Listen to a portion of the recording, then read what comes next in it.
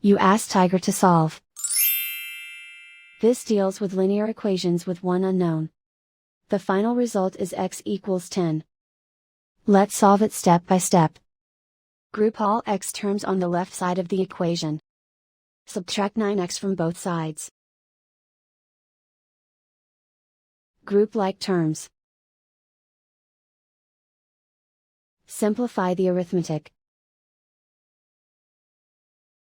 Group like terms. Simplify the arithmetic.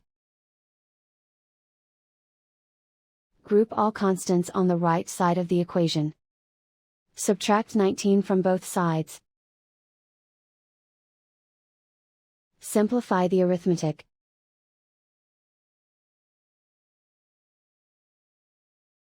Convert the x into a positive number.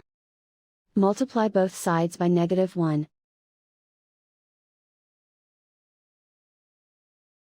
Remove the ones.